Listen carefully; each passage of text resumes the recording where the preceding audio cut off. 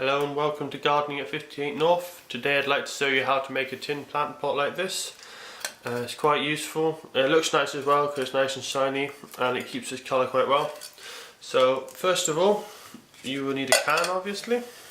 A normal food can like this. The one I'm using here is one that has 400 grams, which is about the size of most of your tins. You can also do this with bigger tins.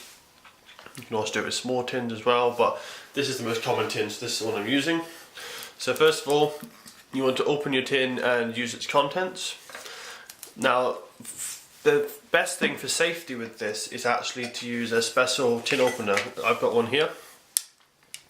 And the reason you want to use a special tin opener is because this one is not sharp. You know, I can touch that, I can run my fingers along it, I'm not going to cut my hands. Same with the lid there, completely non-sharp. Because if you use a normal tin opener and you do that, you will cut your fingers really badly. So you want to get a special tin opener which leaves a safe edge so you won't cut yourself. That's the first thing. So once you've done that, you want to peel off all the label so that it just easily peels off like that. It's not too difficult. If some of it does stick, you can just run it under hot water. So you can see there, most of it does come off pretty simple. But if there's any little extra bits like that, you can just run it under hot water and soap and that will come off easily. So then after you've used your contents, you should end up with an empty tin, which you should thoroughly clean because you don't want any food waste in there, and you'll have the top. So what you'll need to do next is you will need to get something to punch a hole in it. I'm just using here a manual tin opener. You could use a screwdriver, or preferably not a knife because you might cut yourself and slip and they're not the best for punching holes, or just something for punching holes. So if you are using an old style tin opener, simply just pick underneath here. You can see there's a little lip. Just stick under there and then you can just pull it up and that will cut into it like a little slot like that. Now the reason you want to do this is because if you don't do this, you won't have any drainage in your tin, and without drainage the water will build up inside the tin and will eventually kill the plant, as the plant will drown.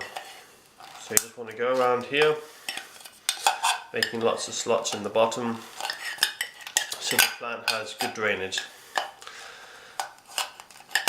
So just go all the way around. Now you can, if you want, you can make the holes a bit more evenly spaced, or maybe even do like a little cross shape, something else if you think it looks nicer that way. If you got a plant that needs less drainage, you can actually have the holes up here, and that leaves a little reservoir of water so you don't have to water it quite as often. But you want to have a decent amount of holes so that the water can come through. You can see there the light coming through them. So that's to stop any waterlogging. I also find it quite helpful to keep the lid, because you can place this on top. So if you're watering your plant, it's on your windowsill, the house plant, a little bit of water does seep out. You don't want it to damage the windowsill and get it wet.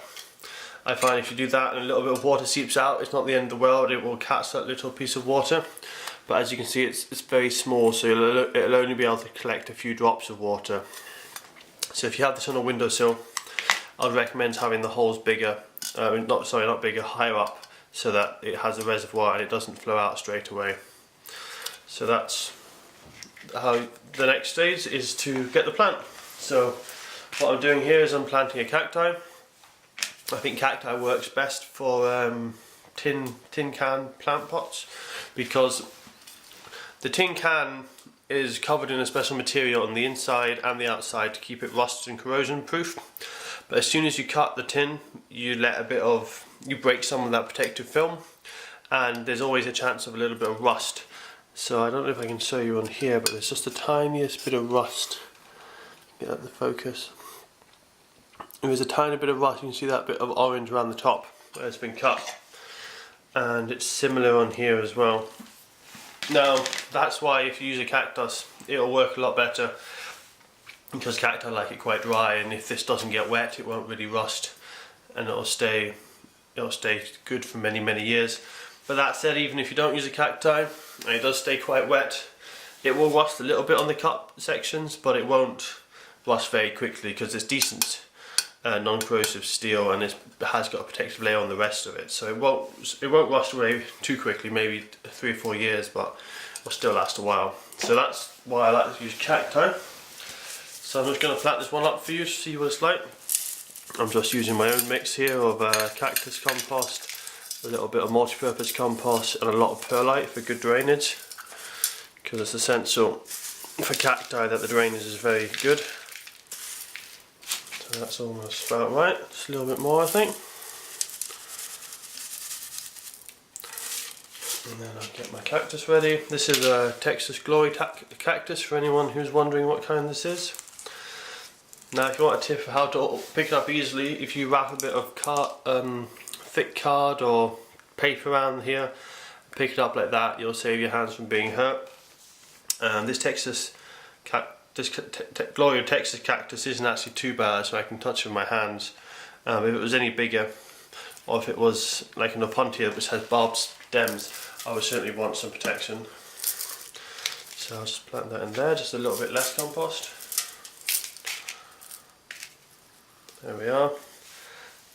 Still a bit too much, so I'll take a little bit more out.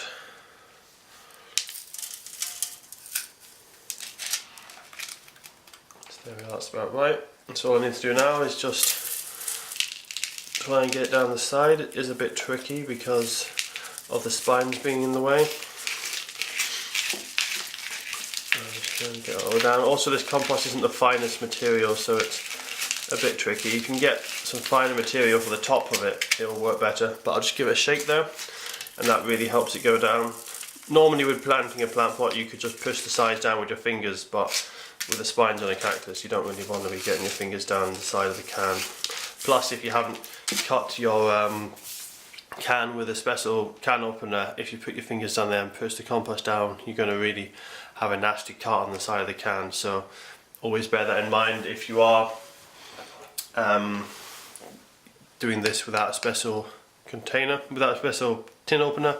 Just use a knife or a stick and you can just tamp it down like this so you don't get your fingers cut, because you can get really nasty cuts from cans. So that's the main warning I'm going to give you from here, is be careful not to get cut when using a normal can opener on a can. So that's it mostly filled. I'll just put a bit more in here.